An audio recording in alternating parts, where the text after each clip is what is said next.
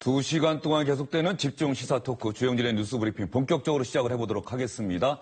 문재인 대통령이 어제 첫 인선 직접 발표했죠. 청와대 오늘 오전에도 청와대 수석 비서관 인선 발표했습니다. 이번에는 문재인 대통령이 아니라 임종석 대통령 비서실장이 직접 발표를 했습니다. 먼저 들어보시죠. 오늘은 어제에 이어서 저희 청와대 비서실의 민정수석 그리고 인사수석, 홍보수석 그리고 총무비서관을 임명 발표를 하려고 합니다. 먼저 민정수석으로 임명된 서울대 조국 교수를 소개드립니다. 한국을 대표하는 법학자로서 법과 원칙, 인권과 민주주의에 대한 확고한 신념과 철학을 가진 분이라 판단했습니다. 다음으로 조현옥 인사수석 비서관을 소개합니다. 조현옥 인사수석은 사실상 최초의 여성 인사수석으로서 정부 전체에 균형 인사를 구현하고자 하는 대통령의 인사 철학을 뒷받침할 적임자라 판단했습니다. 특히 여성 특유의 청렴성, 공정성, 그리고 섬세함을 바탕으로 대통령이 강조하는 시스템 인사, 균형 인사를 청와대와 내각, 그리고 공기업 전반으로 확산시켜 나가줄 것을 기대하고 있습니다. 다음으로 윤영찬 홍보수석 비서관을 소개드립니다. 정치부 출신 기자로서 균형감과 정무 감각을 지닌 언론 친화형 인사로 알려져 있습니다. 언론을 국정운영의 동반자로 그리고 대국민 소통의 창구로 생각하는 대통령의 언론 철학을 충실하게 보좌해줄 적임자라 판단했습니다. 네, 임종석 대통령 비서실장의 발표 내용이었습니다. 여러분도 잘 들어보셨습니까? 이상휘 세명대 교수, 박창환 장한대 교수 나오셨습니다. 어서 오십시오. 네, 안녕하십니까? SBS 민성기 선임 기자도 함께합니다. 민 기자도 어서 오십시오. 안녕하세요. 먼저 임종석 비서실장이 직접 발표를 했는데 가장 큰 관심은 아무래도 조국 민정수석 아니겠습니까? 네, 그렇습니다. 원래 민정수석은 지난 보수정권 10년 동안 주로 검찰 출신 인사들이 맡아왔는데 조국 교수는 검찰 경력이 없는 교수거든요. 그러니까 교수가 와서 민정수석을 맡는다 이런 게 대단히 이례적인 인사다 이래서 관심을 끄는 것 같고요. 그리고 그동안 조국 교수는 검찰 개혁과 관련해서 고위공직자 비리 수사처 설치라든지 검경의 수사권 조정 이런 문제에 대해서 상당히 진보적인 입장, 그러니까 검찰 개혁에 굉장히 강한 드라이브를 걸겠다 이런 예측을 할 수 있는 인사이기 때문에 검찰 내부에서도 상당히 긴장감이 높아진 것 같습니다. 네, 검찰 출신이 민정수석에 갔을 때는 검찰 쪽에서는 우리와 얘기가 되겠구나 이렇게 안심을 할 수가 있을 텐데 조국 교수는 학교에만 있었고 또 검찰 개혁을 강력히 부르짖었던 사람이고 검찰이 워낙 자기 조직 이익에 강한 집단이어서 검찰 출신이 가면 그럼 검찰 개혁을 하더라도 좀 우리 얘기를 들어주는 거 아니냐 이런 인식이 강할 텐데 조국 교수는 그와는 정반대의 입장에 있는 인물이기 때문에 검찰이 상당히 긴장하는 것 같습니다. 예, 이름도 워낙 또 특이하고 또 네. 좋고 말이죠. 조국 교수. 조국 교수의 민정수석 임명, 문재인 대통령 분명히 의지가 담겨 있는 거겠죠? 검찰 개혁 의지가 분명하다고 봐야 되겠죠. 인사 자체가 대통령의 그 메시지를 바로 이야기하는 것이니까 방금 지적을 하셨습니다마는 공수처 설립이라든가 그동안 조국 교수의 의지 그 생각 속에는 검찰에 대한 상당히 안티적인 부분이 많이 있었거든요. 이런 부분에 있어서 이 검찰에 대한 개혁을 하기 위해서 그 적임자로 조국 교수를 임명한 것이다 이렇게 볼 수가 있고요. 그 전에 사실상 이 부분의 민정이란 말 자체가 국민의 뜻을 살피는 그런 뜻입니다. 그래서 여기에는 이제 공직기강, 사회기강, 법률 보좌 이런 등등의 기능이 들어가는데 그 민정수석 산하의 법무, 민정, 민원 이런 것이 다 들어가게 되는 것이죠. 그래서 검찰과의 관계는 소위 말하면 공직기관과 사회기관의 차원에서 직간접적인 연관성을 가질 수밖에 없는 그런 자리라고 볼 수가 있습니다. 더군다나 이 비법조인, 비검찰 출신이 민정수석이 됐다는 그 자체가 사실상 의미가 깊은데요. 노무현 정권의 첫 번째 그 민정수석도 비법조인이었습니다. 이호철 수석이 임명이 됐었죠. 그 당시에도 비법조인이 임명이 되는 그 자체가 많이 화제가 됐었죠. 예, 이 교수님 말씀 지금 하고 계신 동안에 윤영찬 청와대 홍보수석이 단상에 섰습니다. 한번 직접 들어보시죠. 시진핑 중국 주석과 첫 통화를 했습니다. 그 내용 먼저 발표를 드리고요. 두 번째, 부임 총리께서 우리 황교안 총리 사임하신다는 내용 바로 전해드리겠습니다. 먼저 문재인 대통령은 오늘 정오부터 40여 분간 시진핑 중국 국가주석과 취임 후 첫 전화통화를 했습니다. 이 통화는 문 대통령 취임 축하의 의미로 시진핑 주석께서 먼저 전화를 걸어온 것이고 중국 국가주석이 대한민국 대통령의 취임에 대해 축하 전화를 걸어온 건 이번이 처음입니다.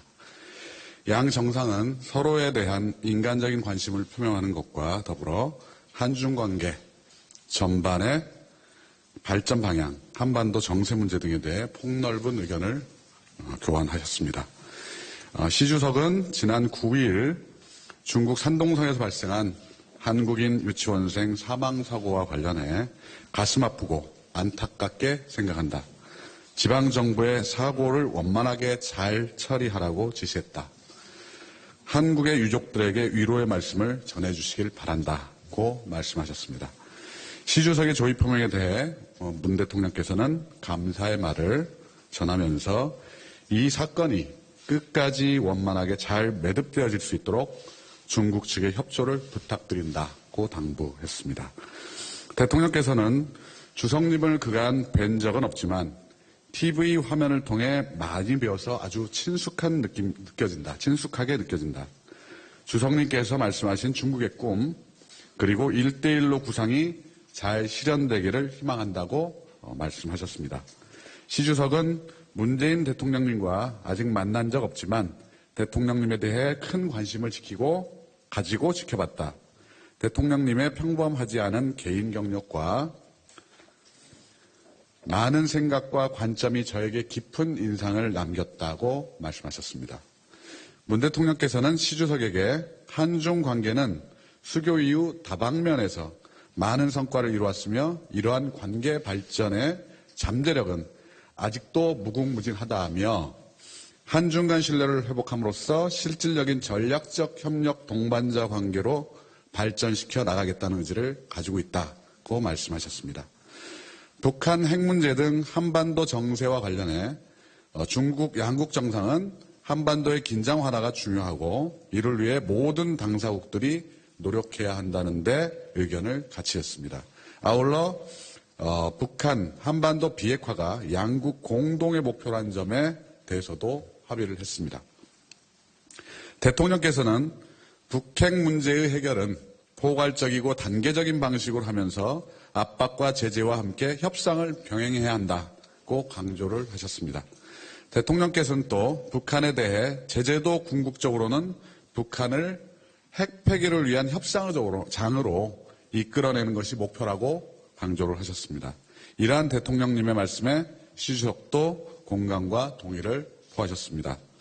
사드 문제와 관련해 시 주석은 한반도 사드 배치에 대한 중국 측의 기본 입장을 설명하셨습니다. 이에 대해 대통령께서는 사드 배치에 대한 중국의 관심과 우려를 잘 알고 있다. 이 문제에 대해 서로 이해를 높여가면서 양국 간 소통이 조속히 이루어지기를 희망한다고 화답하셨습니다. 아울러 대통령께서는 사드 문제와 관련해 중국에 진출한 우리 국민들과 기업들이 많은 어려움을 겪고 있는데 이들에 대한 제약과 제재가 원만하게 해결될 수 있도록 시 주석께서 특별한 관심 기울여 주시기를 부탁한다고 말씀하셨습니다. 또한 대통령께서는 북한의 추가적인 도발이 없어야 사드 문제 해결이 더 용이해질 것으로 본다고 강조하셨습니다. 양국 정상은 조속한 시일 내에 상호 특사를 교환하기로 했으며 특히 우리 대통령께서는 사드 및 북핵 문제를 별도로 논의할 대표단을 중국에 파견하겠다는 계획을 밝히셨습니다. 나아가 양국 정상은 빠른 시일 내에 직접 만날 수 있기를 기대한다고 말했고 시 주석은 문재인 대통령의 베이징 방문을 공식적으로 초청했습니다. 네, 오늘 내용은 이렇습니다. 혹시 질문 있으면 해주시고요. 네. 네, 지금은 시진핑 중국 주석과 문재인 대통령이 통화를 했다는 내용을 윤영찬 홍보수석이 전해드렸고요. 잠시 뒤에 하나 더 있습니다. 황교안 국무총리의 사의 표명과 관련해서도 브리핑을 하겠다고 얘기를 했었거든요. 그런데 그 얘기를 하기 전에 시진핑 주석과의 전화통화 내용에 대해서 기자들의 질문을 받고 있는 것 같습니다. 잠시 뒤에 황교안 국무총리 사의 표명과 관련한 이야기가 나오면 다시 한번 여러분께 전해드리겠습니다. 간략하게 요약을 해드릴게요. 사드 문제, 그 유치원 버스 사고에 대해서 시진핑 주석이 안타까움 표명했고 애도의 뜻 표명했고요. 사드 문제와 관련해서 문재인 대통령이 많은 얘기를 적극적으로 시진핑 주석에게 한 것 같습니다. 중국의 기본 입장 설명 들어서 잘 알고 있고 관심과 우려도 잘 알고 있다. 양국 간에 서로 이해를 높여가면서 소통을 강화하자. 그리고 이 사드 배치 문제 때문에 중국에 가 있는 우리 국민과 기업들이 어려움을 겪고 제약을 받고 있는데 이런 문제들 해결하는 데 시진핑 주석이 적극적인 관심을 기울여달라 이렇게 얘기를 했고요. 하나 더 있습니다. 북한의 추가 도발 행위가 없어야 사드 문제 해결이 더 용이해진다. 이런 의사도 분명히 문재인 대통령이 밝혔다고 윤영찬 홍보수석은 전했습니다. 박 교수님. 네. 조금 전에 시진핑 주석과 전화통화하고요. 어젯밤에는 트럼프 미국 대통령과 통화하고 문재인 대통령이 당연히 밟아야 할 수순이긴 합니다만은 상당히 전화 정상 외교 이렇게 또 말을 붙여도 될 것 같습니다. 네. 이번에 대통령 취임식이 없었기 때문에 이제 각국의 외교 인재가들을 불러들인 취임식이 없었지 않습니까? 그래서 빠른 시간 내에 정상회담을 추진하기 위한 그 절차를 밟아야 되는데 일단은 어저께 트럼프 대통령과 30분 통화를 했고요. 또 오늘 시진핑 주석과 40분 통화를 했습니다. 그래서 중국과의 통화가 더 긴 게 아무래도 지금 사드 문제 또 이 제재 문제 이런 것들이 있기 때문에 좀 더 통화가 길었던 것 같은데 할 얘기는 다 하신 것 같아요. 그래서 앞으로 이 복잡한 북핵 그리고 사드 문제 해법을 미국과 중국 사이에서 어떻게 풀어 나갈지 이제 관심이 큰데 그동안의 사드 문제에 대해서 차기 정부로 좀 넘겨달라. 그리고 여러 가지 협상을 통해서 잘 풀어가겠다라고 호언장담하지 않았습니까?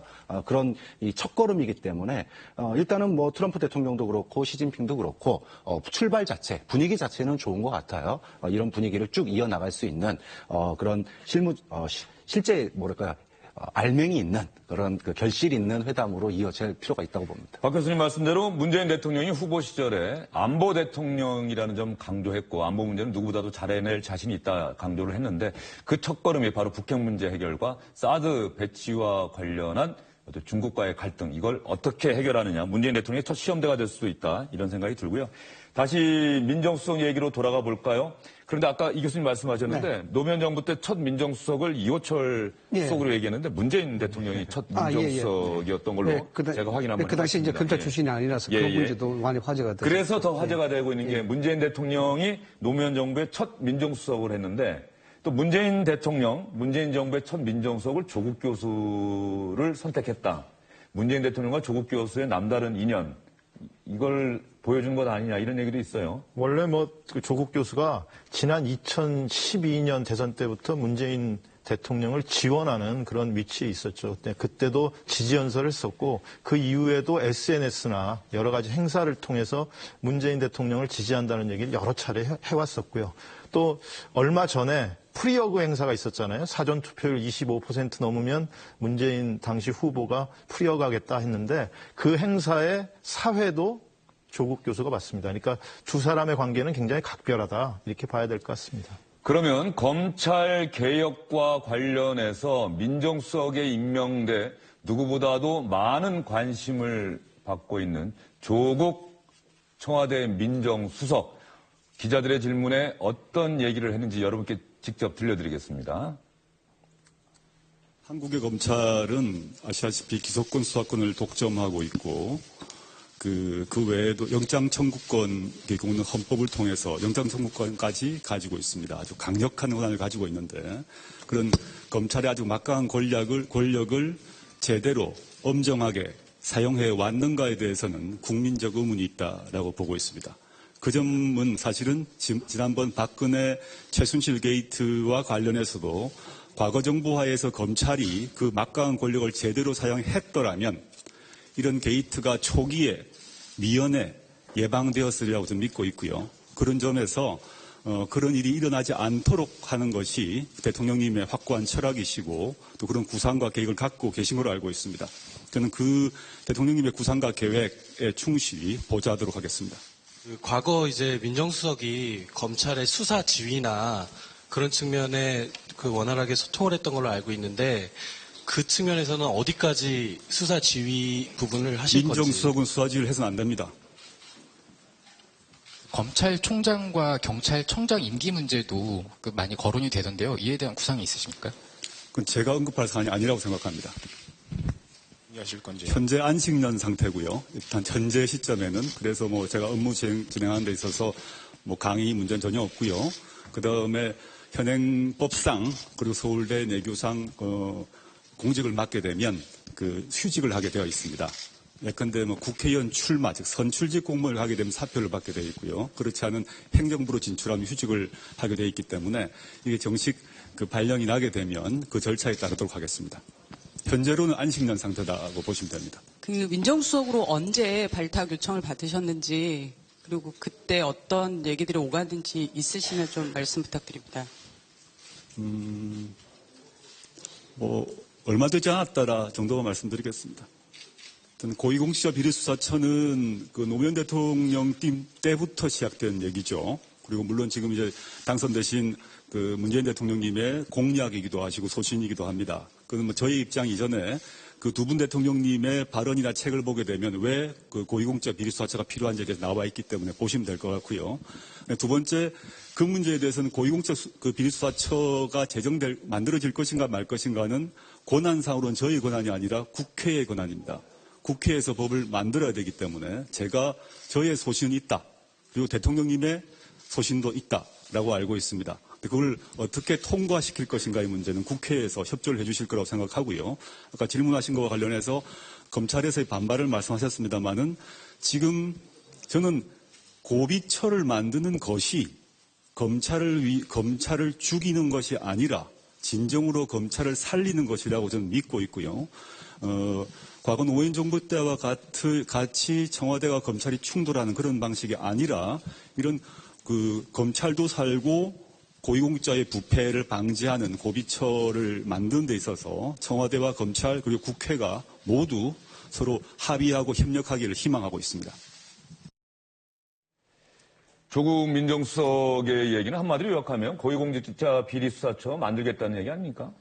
문재인 대통령도 여러 차례 공약을 했고요. 조국 민정수석도 그동안에 여러 토론회나 정치적인 집회에서 고위공직자 비리수사처의 필요성에 대해서 대단히 강조를 해왔습니다. 그렇기 때문에 그쪽으로 가는 건 맞다 이렇게 봐야 될 것 같은데요. 결국은 이게 법안을 처리해야 되는 문제이기 때문에 이제 앞으로는 국회를 어떻게 설득해서 그쪽으로 끌고 가느냐 하는 게 관건일 것 같습니다. 네, 조금 전에 윤영찬 홍보수석이 하나 더 얘기한 게 있습니다. 황교안 국무총리의 사표를 문재인 대통령이 수리했다. 그래서 30분 정도 뒤인 오후 3시에 황교안 국무총리가 이임식을 갖고 국무총리직에서 물러납니다. 그렇게 되면 국무총리는 공석인 상태가 됩니다. 이낙연 전남지사가 국무총리 후보자로 지명은 됐지만 국회 인사청문회 거치고 국회의 동의를 받아야 하기 때문에 상당 기간 국무총리가 없는 상태에서 유일호 경제부총리가 국무총리 대행을 맡게 될 것으로 보입니다.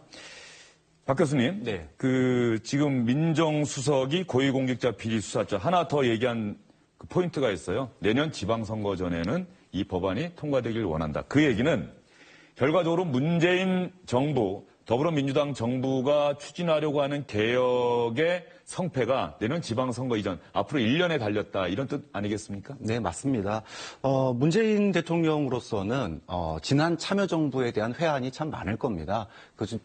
대통령의 이 검사와의 대화, 참 모든 국민들한테 기억이 남을 텐데, 근데 그 당시에 이 검찰 개혁이 실패를 했거든요. 근데 본인들 입장에서 생각해 보면 그 당시에 검찰 개혁을 못했기 때문에 이번에 최순실 국정농단과 우병우로 상징되는 이런 검찰의 문제가 있었다라고 생각할 수 있어요. 예, 그런 측면에서 본인들이 이번에 국민들에게 위임받은 이런 권한을 이용해서 아직 못 아픈 국정농단에서 아직 해결되지 않는 이런 검찰 개혁에 대해서 강력한 드라이브를 걸겠다는 의사를 보였습니다. 근데 지난 참여정부에서 참 잘 배운 것 같아요. 일방적으로 밀어붙이기가 아니라 오늘 조국 내정자를 보면 국회 와 그다음에 검찰과 협력하는 상생하는 고위공직자 비리수사처를 만들겠다라고 얘기를 했거든요. 이거는 과거 이제 참여정부 시절에 그런 그 부닥쳤던 어려움들을 회피하면서도 또 국민들이 원하는 검찰 개혁을 어떻게 할 것인지를 보여줬는데 일단 밀어붙이기가 아니라는 점에서는 저는 다행이라고 생각을 하고요. 검찰과 국회와 이거를 어떻게 이제 협력을 이끌어낼지 조국 교수의 자신의 소신에도 불구하고 이 협력의 과정 또 대화의 과정을 어떻게 푸느냐가 이거는 뭐 단순하게 검찰 개혁의 문제가 아니라 이번 문재인 정권의 승패가 걸린 문제라는 점에서 상당히 이제 관심 가는 부분인 것 같습니다. 조국 민정수석, 아직도 교수라고 부르는 게 훨씬 자연스러운데 이제는 민정수석이라고 불러야겠죠. 조국 민정수석이 우병우 전 청와대 민정수석 있지 않습니까? 박근혜 전 대통령 그리고 최순실 씨 국정농단 사건이 불거졌을 때 자신의 SNS를 통해서 상당히 여러 차례 우병우 전 민정수석을 비판하는 얘기를 했습니다. 한번 보실까요? 지난해 10월 25일 바로 국정농단 사건이 불거진 날이죠. 대통령 최측근 비리를 묵인 또는 동조하는 우병우 민정수석은 즉각 사퇴하고 겸허히 검찰 조사를 받아라. 지난해 12월에는 우병우 전 민정수석의 이 말만 기억에 남는다. 국회 청문회 보고 나서인 것 같습니다. 박근혜와 김기춘을 존경한다. 상당히 비판적인 인식을 밝혔는데 이런 조국 교수의 인식, 이런 것들 때문에 검찰에서 그 때보다 긴장하고 있다. 그런데 여기서 또 시청자들이 궁금해하실 대목이 있어요. 고위공직자 비리수사처를 만드는데 왜 검찰이 긴장할까? 그 포인트를 한번 좀 설명을 해 주시죠. 일단 그동안 검찰에 대한 수사 형태 뭐 이런 것들이 궁극적으로 권력과 유착된 관계에 있었다. 그래서 공정하고 객관적인 수사가 이루어지지 않았다. 이런 것이 이제 보편적인 국민적 인식이고 여기에 따라서 조국 교수도 그러한 인식에 상당히 많이 동조를 했었고 본인이 직접 이 문제에 대해서 많이 지적을 해왔지 않습니까? 그런 차원에서 이제 검찰 개혁의 이 부분에 선두에 서 있던 그런 교수 출신이 민정수석이 되고 또 자연스럽게 업무적으로 직간접적인 관계에 있다 보니까 검찰이 개혁에 대한 대상이 첫 번째로 될 수밖에 없는 그런 상황이 됐다. 이런 문제로 인해서 검찰이 이제 긴장할 수밖에 없는 그런 차원이죠. 더군다나 문재인 대통령이 민정수석으로서 검찰 출신이 아닌 그러니까 직접적 관계가 아닌 사람을 했다는 것은 검찰 개혁에 그만큼 자유롭게 개혁을 하겠다는 그런 의지 표명으로 봐야 되는 것이거든요. 이 문제 때문에 문재인 대통령 체제하에서 검찰 개혁에 대한 상징성이 바로 이 고비체를 만드는 부분, 그 역할을 지금 조국 교수가 하게 되는, 조국 수석이 하게 되는 그런 상징성이 생길 수밖에 없다. 이렇게 볼 수가 있는 거죠. 고위공직자 비리수사처를 약칭으로 지금 고비처라고 하시겠죠? 네. 예. 어딘 또 공수처라고 하지 않습니까? 주로 뭐 공수처라고 부르는 공수처, 사람들이 더 고비처 많죠. 저도 들어봤어요. 지금 이제 예. 그 정치권에서 회자되는 공수처로 많이 회자가 됐습니다. 그래서 결국 문재인 대통령도 공약사에 그 부분이 들어가 있습니다만, 뭐 고위공직자 비리수사처나 뭐 공직자 비리수사처는 거의 뭐 뜻이 똑같은데 여기에다 이제 대통령 친인척 수사까지도 같이 포함을 시키자라는 게 이제 문재인 대통령의 공약 내용이었어요. 지금 전 정부에서 이른바 특별감찰관 네. 제도가 시행이 됐는데 결과적으로 못한 것이고 그거를 우병우 전 민정수석이 막은 것 아니냐 뭐 이런 의혹도 있었고요. 그래서 지금 자유한국당에서는 이 부분이 이야기가 나왔을 때 당론으로 이를 반대를 하고 있습니다. 방금 지적하셨다시피 특별감찰관 제도도 있고 상설특검도 있는데 그렇게 되면 이게 이중으로 중첩이 되지 않냐는 그런 부분 때문에 이 반대를 하고 있다. 이런 입장입니다. 예, 오늘 바쁩니다. 앞으로 당분간 상당히 주영진의 뉴스 브리핑도 긴박하게 여러분께 생방송을 할 수밖에 없을 것 같은데요. 지금 임종석 대통령 비서실장이 오늘 국회를 찾아서 정세균 국회의장 또 박주선 국회 부의장도 만났고요. 지금은 바른정당 주호영 대표를 만나고 있는 장면 나오고 있습니다. 일단 사진 기자들에게 포즈를 취하고 있고요. 우리 뭐 정치권에서 저 포즈 취하는 거는 뭐 사진 기자들을 위한 일종의 서비스죠. 뭐 저거 제대로 안 하면 사진 기자들한테 혼나죠. 예, 사진 기자들이 막 큰 소리도 치고 말이죠. 이쪽도 좀 봐주세요. 그러고 말이죠. 360도를 돌아가면서 예. 포즈를 한 번씩 다 취하는 게 관례입니다. 임종석 비서실장 오늘 박주선 국회부의장 만난 자리에서는 대통령에게 직원 절대 할 것이다. 이 부분 상당히 강조를 했고요. 지금 어떤 얘기하는지 한번 들어볼까요? 바꾸실 텐데 저희 바른정당을 일찍 이렇게 찾아와 주셔서 감사합니다. 저희들 비서실장 직책이 얼마나 막중하고 어려운지는 언론이나 또 전에 경험한 분들을 통해서 많이 들었습니다만은 실로 정권의 성공과 관련해서는 가장 중요한 자리라고 해도 마음이 아닌 사이로 알고 있습니다.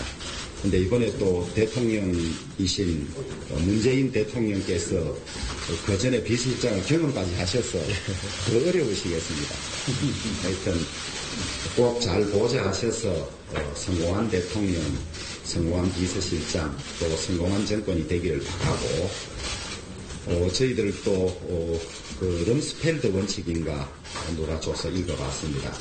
비서실장은 대통령에게 욕설을 퍼부을 수 있을 정도의 혹은 사납게 짖을 정도의 싸울 정도의 각오로 말할 자신이 없으면 그 자리를 맡아서는 안 된다는 그것이 럼스펠드 원칙 1번에 나와 있던데 윗권을 모시면서 그러기도 쉽지 않아서 참 이게 어려운 주문이구나.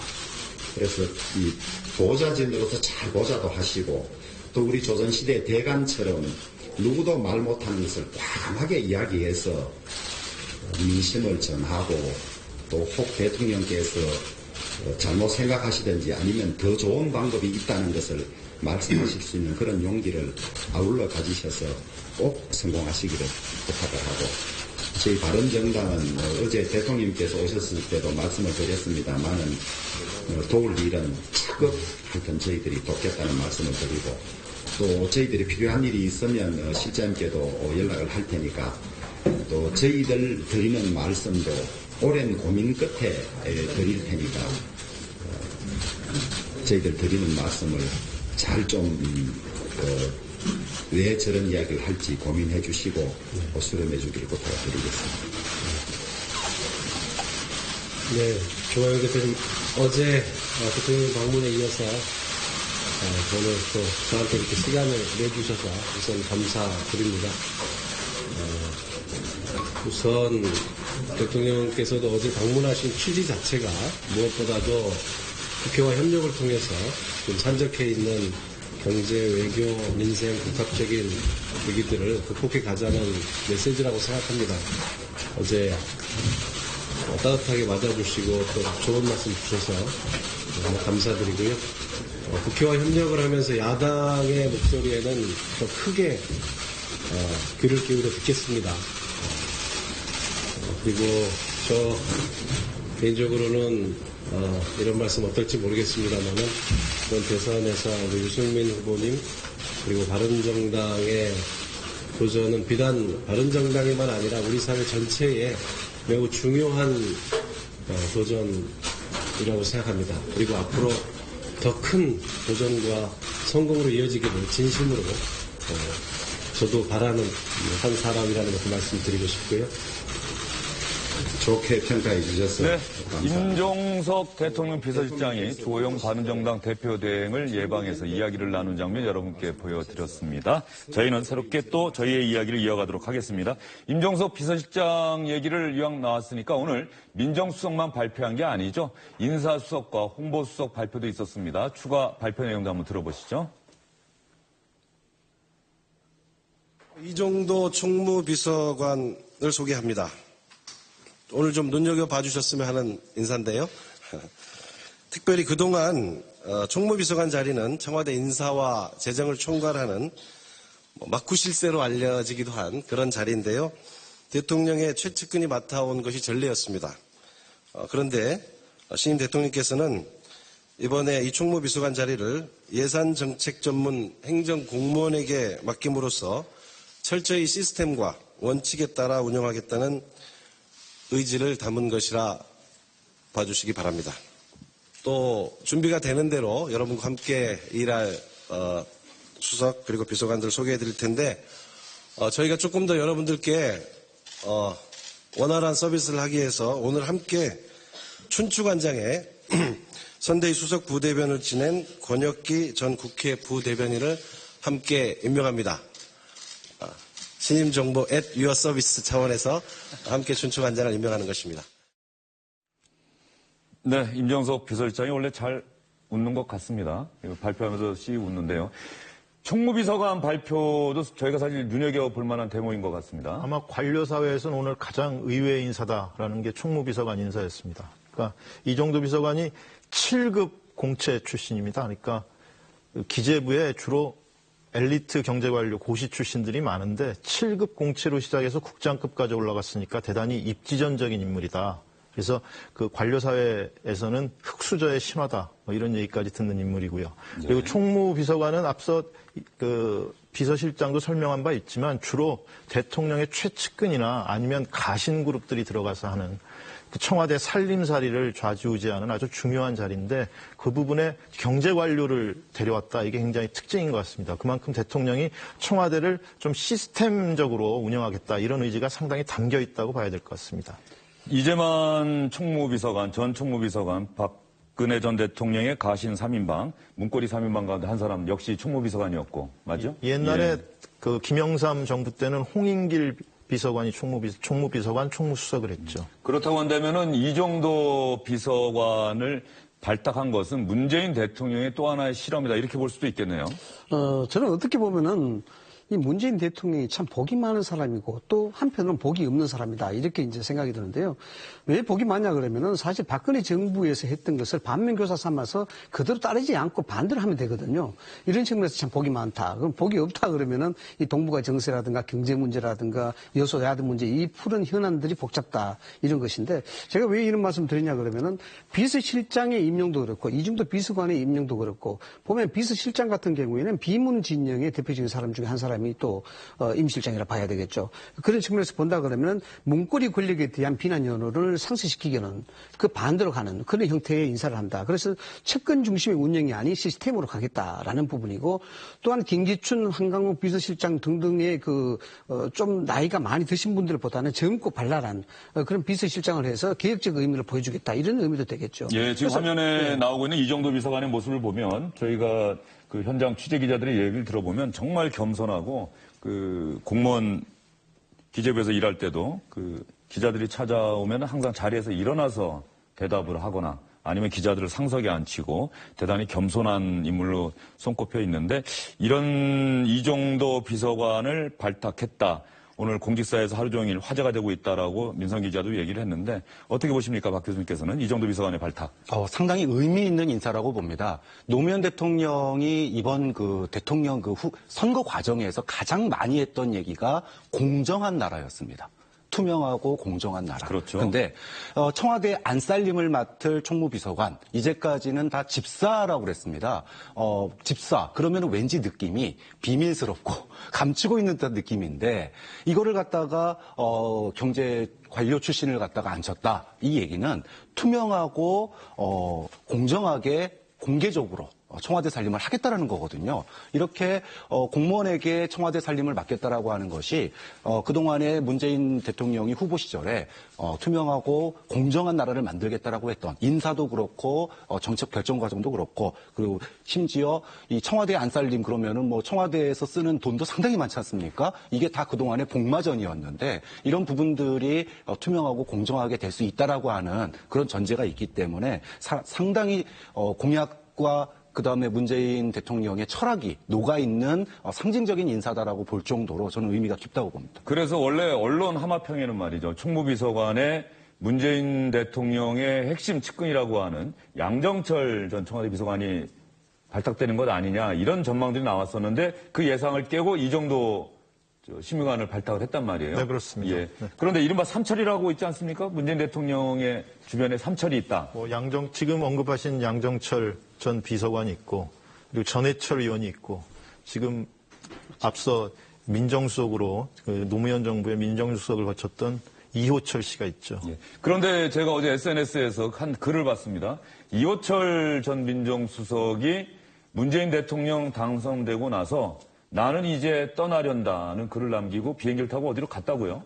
네, 뭐 그런 글을 남겨서 지금 인터넷상에서도 화제고 그리고 문재인 캠프에서 일하셨던 분들도 이게 뭐야? 그러고 굉장히 관심을 기울이는 사안인 것 같습니다. 지금 글이 나오고 있는데 원래 삼철 하면은 이제 문재인 대통령의 핵심 측근이기 때문에 문재인 대통령, 문재인 정부에서 한 자리 하지 않겠느냐 이런 전망들이 많았었는데 이호철 전 민정수석은 이 글을 남기고 떠났다고 합니다. 두 사람, 제가 존경하는 두 사람이 모두 대통령이 됐다. 살아오면서 이만한 명예가 어디 있겠는가. 촛불 대선에 참여하면서부터 떠날 준비를 했다. 쉽게 떠나는 만큼 머지않아 돌아올 것이고 문재인 정부에서 깨어있는 시민으로 법과 함께 살아갈 것이다. 이상희 교수님, 이호철 전 민정수석의 저 글, 그리고 아마 뭐 유럽으로 갔다 어디로 가는지 행선지도 지금 많은 분들이 모르고 있는 것 같은데요. 어떻게 보십니까? 그러니까 문재인 대통령의 어깨를 상당히 가볍게 해주는 것이죠. 뭐냐 그러면 문재인 대통령이 통합과 화합 정책을 이야기하고 있습니다만은 그 인사적 행위를 할 수 있을 때 가장 중요한 점이 내부 저항을 없애는 것이거든요. 채권에 대한 처리 문제입니다. 이 채권에 대한 처리 문제, 그것이 저항으로 나오게 되면 굉장히 하기가 힘들거든요. 그런데 이제 정말 삼철로 불릴 정도로 채권의 이호철 전 수석이 저런 형태로 떠나주는 모습, 이런 모습을 보여주는 것은 그것이 뭐 어떤 의미일지 모르겠지만 어쩌면은 박근혜 대통령이 채권 정치로 말로를 말씀했다 그러면 그런 부분들에 대해서 반면교사 철저히 하겠다 이런 의미로서 본다 그러면은 문재인 대통령 측에서는 상당히 가벼운 그런 효과를 줄 수 있다고 봅니다. 저는 이 이호철 전 민정수석의 글 페이스북에서 보면서 전 아주 깊은 인상을 받았습니다. 박 교수님 어떠세요? 네, 저는 자유를 위해 먼 길을 떠난다. 야, 진짜 권력으로부터 그리고 국민들의 어떤 이 여러 가지 지금 현안들로부터 어떻게 보면 도망가는 거고요. 또 어떻게 보면은 진정으로 자유를 찾아가는 이런 일인데 멋있다라는 생각을 했습니다. 누구나 다 권력을 바라보고 있지만 진정으로 국민들을 위해서 자신이 할 일을 다 하고 그리고 자유를 찾아서 이렇게 떠날 수 있다는 그 자체가 참 아름답다 이런 생각을 했고요. 사실 그동안에 이 삼철 친문 패권의 상징처럼 이렇게 그동안에 논의가 돼 왔었는데 이거는 본인의 자유뿐만 아니라 대통령에게도 자유를 준 거기 때문에요. 상당히 멋있는 박수 받을 만한 일이다라고 보고요. 아마도 문재인 대통령이 어떤 정책을 펼칠지 모르겠지만 위기에 빠지면은 또 도와주러 또 언제든지 돌아올 수 있다라고 하는 생각도 있기 때문에 자유롭게 떠날 수 있는 거 아닌가 싶습니다. 네, 또 문재인 대통령의 경우를 떠올려 보면 문재인 대통령이 민정수석 마치고 저는 이제 더 이상 이 청와대나 정치권에는 기웃거리지 않겠습니다. 떠났다가 노무현 전 대통령이 탄핵 소추안이 의결되면서 어쩔 수 없이 돌아왔고 그래서 다시 시민사회 수석으로 복귀를 했고 그래서 정치권에 사실상 복귀를 하면서 대통령까지 된 거 아니겠습니까? 사람의 운명은 모르는데 지금 이호철 전 민정수석의 이 글은 어쨌든 간에 문재인 대통령 주변에 있는 많은 분들에게 큰 울림을 주고 있는 것 같다. 오늘 오전에 이호철 전 수석과 청와대 시절에 같이 근무했던 분과 통화를 했는데 그분 말씀으로는 상당히 오래전에 마음을 굳혔던 것 같다. 경선 기간 그리고 대선 기간 동안에도 전혀 공조직에 발걸음을 안 했고 유일하게 한 일이 힘들다고 그러는 부산 지역에 시민단체에서 일하는 후배들 술 사준 것밖에 없다. 그래서 본인이 이제 워낙 삼철이라고 그래가지고 여러 가지 눈길을 받고 있으니까 대통령의 부담을 덜어주기 위해서라도 자기가 이렇게 한번 털고 나가는 게 필요하다. 이런 생각을 오래전부터 한 것 같다. 이런 인상을 받았다고 합니다. 예, 촛불 대선에 참여하면서부터 떠날 준비를 했다. 그래도 이렇게 돼 있고요. 오늘 청와대 수석 비서관들 일부 발표하지 않았습니까? 문재인 대통령 오늘 점심 식사를 청와대 수석 비서관들과 함께 했고요. 또 청와대 경내를 함께 산책하기도 했습니다. 한번 화면 보시죠. 지금 조국 민정수석, 조현옥 인사수석, 이정도 총무비서관. 자, 상의를 벗고 편안한 모습으로 점심 식사를 함께하는 장면이 지금 들어오고 있습니다. 혹시 문재인 대통령과 서로 주고받은 말이 들을 수가 있을까요? 이쪽은 지금 홍보수석진 자리신데요. 경남 양산에서 당협위원장 했던 송인배 전 위원장의 모습도 보이네요. 노무현 전 대통령의 수행비서도 했었고. 윤영찬 홍보수석이 뒤늦게 상의를 벗는 장면입니다. 왼쪽에 문재인 대통령 왼쪽에 조국 민정수석이 앉고 그 왼쪽에 윤영찬 홍보수석이 앉고요. 오른쪽에 임종석 대통령 비서실장이 앉아있는 것 같습니다. 예, 지금 화면으로 여러분께 보여드리고 있는데요. 이 조국 민정수석과 임종석 비서실장 놓고 또 많은 분들이 잘생겼다. 오늘 조국 민정수석이 임명되고 나서 청와대에서 발표를 할 때 많은 분들이 텔레비전 생중계 보지 않았습니까? 인물 보고 뽑은 거냐 이런 얘기도 돌고 그러죠. 예. 얼굴 패권주의라고 이야기를 얼굴 했죠. 패권이라는 얘기까지 나오고 있고요. 근데 지난번 박근혜 대통령 때 그런 얘기 있었잖아요. 대면 보고. 비서진과 대통령이 꼭 대면 보고 해야 됩니까? 이런 기억이 나는데 이건 대면 보고가 아니라 같이 차 마시고 밥 먹고 이렇게 산책까지 하고 있는 이런 모습을 보여주는 게 진짜로 정권이 바뀌었구나. 이걸 상징적으로 보여주는 그림인 것 같습니다. 예. 이 얼굴이 너무 부각돼서는 안 된다. 얼굴 때문에, 외모 때문에 실력이 가려지는 그런 경험을 민성기 기자는 혹시 당해보지 않으셨습니까? 아니, 저는 뭐 특별히 외모가 그렇게 출중한 편이 아니라서 예. 그런 경험은 없습니다. 그 민주당의 부대변인이 SNS에 그런 글을 재밌게 올렸더라고요. 조국 민정수석과 임종석 비서실장 너무 외모에만 집중하지 말아달라. 외모 때문에 실력이 가려지는 경우를 내가 한두 번 당한 게 아니다. 뭐 이렇게 글을 올렸던 기억이 나서 제가 한번 질문을 드려봤습니다. 네, 문재인 대통령과 새로운 청와대 비서관들, 이정도 총무비서관까지 해서 점심 식사하고요. 지금 커피도 어딘가에서 사온 것 같습니다. 커피 잔을 손에 들고 청와대 경내를 산책하고 있습니다. 일단 보기에는 좋아 보이네요. 네, 저런 모습들이 이제 국민들로 하여금 안정감을 주는 효과가 있습니다. 새로운 정부가 탄생이 되었고 그동안 실질적으로 뭐 국정 공백이 근 6, 7개월 가까이 이어졌지 않습니까? 그런 측면에서 본다 그러면 정말 빈 건물에 이제 전등이 들어오는 그런 효과를 던져주는 것이죠. 뭔가 안심되고 뭔가 기대치를 다시 한번 가져보는 그런 측면에서 저런 장면을 보내주는 것은 상당히 전략적으로 좋다. 그리고 또 바람직한 현상이다. 이렇게 저는 생각을 합니다. 인사수석의 사상 처음으로 인사수석 자리가 노무현 대통령 때 만들어진 자리 아닙니까? 네, 그렇습니다. 처음으로 여성 인사수석이 발탁이 됐습니다. 그래서 이때 많은 분들이 관심을 갖고 있는 부분이 문재인 대통령이 여성 우대하겠다 이런 공약도 후보 시절에 했었거든요. 문재인 대통령의 이야기, 공직의 몇 % 정도를 여성으로 임명하겠다. 어떤 약속했는지 여러분께 한번 들려드리겠습니다.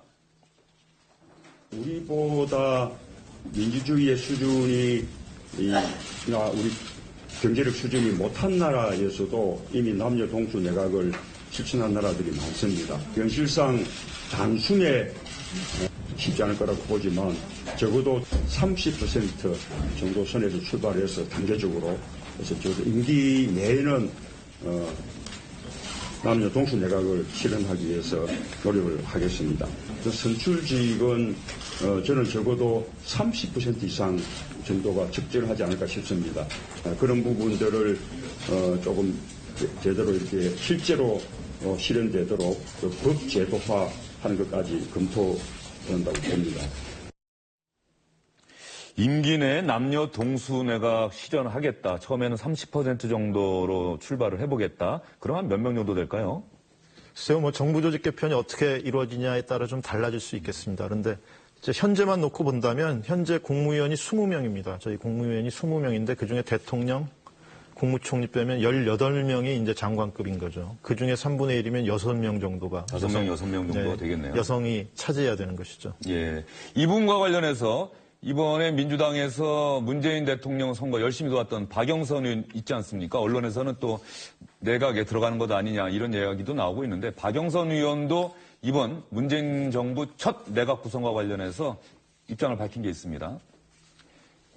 한국당 의원 중에서는 정의로운 가치를 추구하는데 동참한 분은 가능하다 보고 유승민, 심상정 두 대통령 후보도 내각에 동참할 가능성이 있다. 이 한국당 의원이라고 하면 홍준표 후보가 있었던 자유한국당을 얘기하는 것 같은데 그 안에서 정의로운 가치를 추구하는데 동참한 분은 가능하다고 보고 박 교수님, 박영선 의원의 저 이야기 좀 무게 있게 봐야 될까요? 유승민, 심상정도 동참할 가능성이 있다. 뭔가 얘기가 오고 가고 있는 것 아니겠습니까? 저 정도 얘기했다면?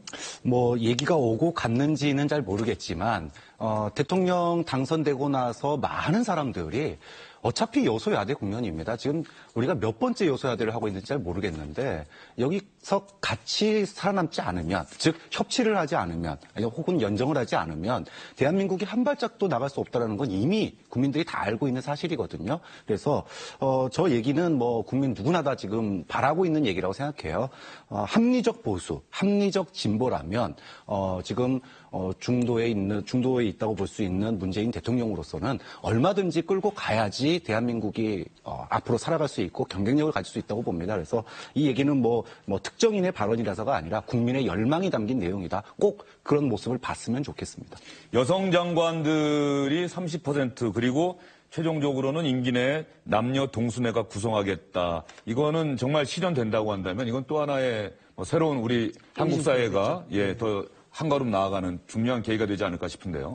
네, 그렇죠. 뭐 그런 일이 이때까지 어디서 왔던 부분이고 문재인 대통령이 진짜 실현시킨다 그러면 자신의 공약을 실현시킨 가장 대표적인 사례로 이제 꼽을 수가 있겠죠.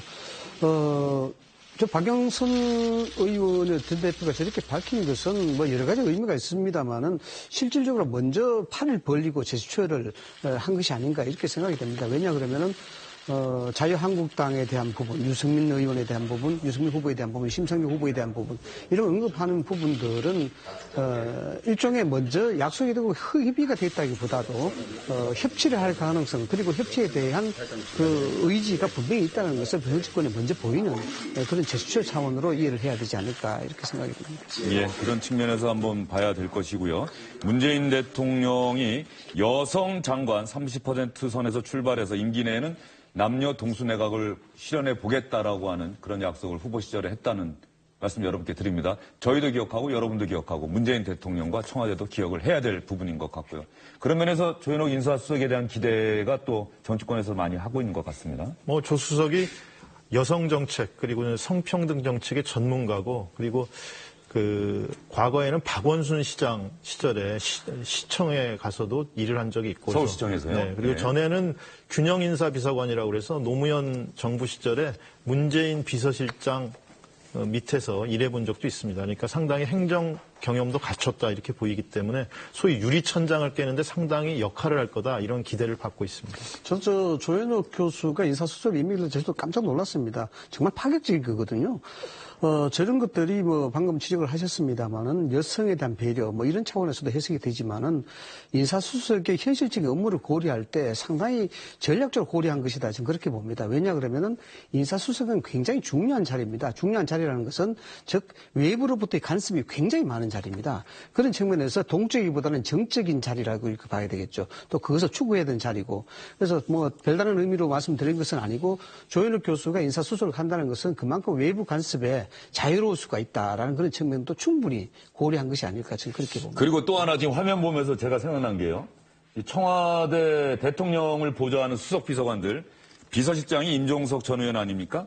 임종석 전 의원이 지금 저기 서 있는 사람 중에 나이가 제일 어려요. 네. 그렇죠. 그러니까 가장 어린 사람이 비서실장을 하면서 청와대 수석비서관들을 이끌어간다. 이런 측면도 새로운 도전이고 실험 아니겠습니까? 맞습니다. 그동안의 비서실장 그러면은 뭐 거의 뭐랄까요. 두 번째 대통령이라고 불릴 정도로 뭐라죠? 왕수석이라고 불렸죠? 왕수석으로. 왕실장, 네, 왕수석. 왕실장, 왕수석 이렇게 불렸는데 이번에 이제 젊은 비서실장 이런데 역할이 소통의 무게가 가 있어요. 아까도 직원을 아끼지 않겠다라고 얘기를 했고 대통령의 명을 받들어서 뭐 이렇게 전달하는 입장이 아니라 관료들 그리고 당 그리고 수석들의 여러 비서진들의 이야기들을 전달하는 그러다 보니까 임종석 실장이 30년 전에 대학생 때 별명이 임길동 아니었습니까? 그렇죠. 이리 뛰고 저리 뛰고 그랬는데 정말로 그런 20대 때의 그런 국가 발전을 위해서 자신이 헌신했던 그런 임길동의 자세로 여러 수석들과 국민들 사이에서 왔다 갔다 하면서 대통령에게 직원을 아끼지 않는 그런 의미로 하라고 아마 인사가 나지 않았을까 싶습니다. 이상희 교수님 짧게 더 하실 말씀 있으시면? 비서실장은 일종의 숲속의 호랑이라고 이야기한 만큼 상당히 권력적인 지위를 가진 게 사실입니다. 지금까지 봐서는 전혀 다른 패턴이라고 봐야 되겠죠. 그래서 비서실장은 좀 정서적인 부분도 공유를 해야 되는데 임종수 실장을 임명했다는 것은 기존에 봤던 비서실장의 틀을 완전히 깨거든요. 왜냐하면 이명박 정부 초기에 정전기 실장을 기용했던 이유 자체가 친구이기 때문에 기용을 했습니다. 그건 정서적인 부분도 배려를 해야 하는 것이 비서실장의 임무다 이랬는데 그런 패턴을 배제하고 개혁적 이미지 그리고 활발한 이미지, 시스템으로 움직이는 청와대 이미지 이걸 각인시키는데 더 효과적이다 생각해서 아마 임종석 실장 체제를 준비시킨 것이 아니냐 이렇게 봅니다. 네. 제가 확인은 안 해봤습니다만 아마도 저희가 기억하는 선에서는 역대 최연소 대통령 비서실장이지 않을까 그런 생각이 듭니다. 올해 51살, 1966년 4월생이니까. 나이는 그렇지만 임종석 실장이 정치 언제 들어왔냐 이렇게 보면 16대 총선 때 들어왔거든요. 2000년 새천년 민주당 때. 그러니까 그때까지 거슬러 올라와서 생각해 보면 나이에 비해서는 상당한 경험을 갖추고 있다. 그리고 여야의 두루 발이 넓기 때문에 소위 소통의 비서실장을 하는 데는 대단히 적임이다. 이렇게 봐야 될 것 같습니다. 당시에도 그 최연소 국회의원이었어요. 34살에 됐으니까요. 이번에도 예. 최연소 비서실장이 됐는데 그동안에 뭐 486세대, 86세대에 대한 평가가 20년 전만 해도 뭐 젊다, 신선하다 이런 게 있었는데 지금 벌써 20년이 지났거든요. 그동안에 달고 달았다. 여야 모두에서. 누릴 건 다 누렸다 또 이런 네, 그랬는데 받았죠? 임종석 실장이 이번에 이 86세대에 대한 평가를 좀 다시 한번 내릴 수 있게 왕성하고 또 직원을 아끼지 않는 그런 모습, 참신한 모습을 보여줬으면 좋겠습니다. 네. 임종석 대통령 비서실장 올해 51살이고요. 전남 출신이고 한양대 나왔고 전대협 3기 의장 역임했고요. 임수경 방북했을 때 뒤에서 뭐 배후 조종했다는 혐의로 국가보안법 위반으로 3년 넘게 옥고를 치르기도 했었죠. 그것 때문에 자유한국당에서는 어제 상당히 임종석 비서실장 임명에 대해서 반발하는 그런 또 임명을 발표하기도 했고요. 지금 네, 임종석 비서실장 오늘 저희가 얘기 나누다 보니까 참 많이 보여드리는데 이 장면 여러분 좀 관심 있게 봐도 될 것 같습니다. 바로 우상호 민주당 원내대표를 예방하는 장면인데 여당도 방문했습니다. 조금 전에 박 교수님이 얘기하셨지 않습니까?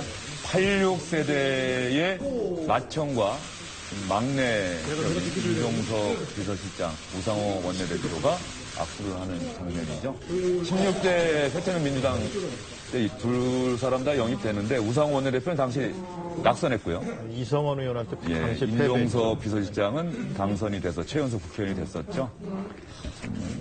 친정이라고 할 수 있는 더불어민주당 원내대표 실을 찾았습니다. 표정이 아마 좀 밝을 것 같은데 여당 원내대표와는 무슨 얘기할까요? 한번 잠깐 들어볼까요?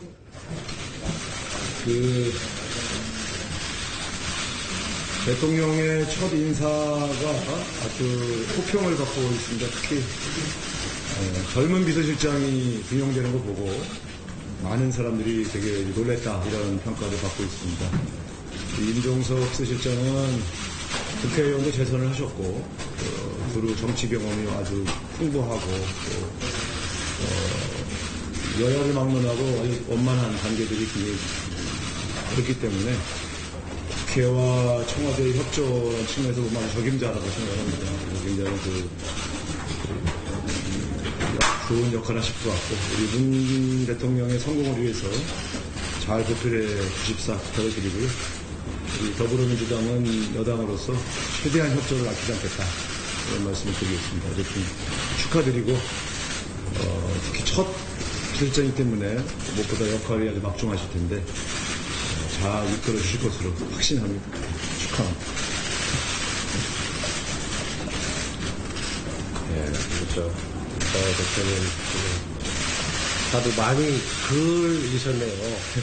얼마나 그런 선거 과정에 애를 써주셨는지 안 물어봐도 알 것 같아서 좀 울컥합니다. 그 어느 때 선거보다도 유례없을 정도로 당이 혼연일체가 돼서 추미애 대표님, 우상호 대표님 중심으로 정말 모든 우리 의원님들 또 우리 원외위원장님들이 정말 본인 선거 하듯이 혼연일체가 돼서 치러진 선거였다고 생각합니다. 저도 나이에 비해서 여러 번 선거들을 객관적으로 경험해봤지만 이번처럼 마음이 모아진 선거는 아직 보지 못했을 정도입니다. 진심으로 다시 한번 우상호 대표님께 우리 당의 모든 의원님들께 전하는 마음까지 담아서 네, 감사합니다. 임종석 대통령 비서실장이 우상호 민주당 원내대표를 예방해서 이야기를 나누는 장면 보고 계십니다. 우상호 원내대표 당은 적극적으로 뒷받침하겠다고 약속을 했습니다. 당분간은 당청 관계에서 청와대가 앞서가고 민주당이 뒷받침하는 그런 모양새가 될 것 같고요. 임종석 비서실장은 이번 선거 기간 당 그리고 소속 의원들 정말 열심히 뛰어줬다 이렇게 또 화답을 하는 장면 여러분 보셨습니다.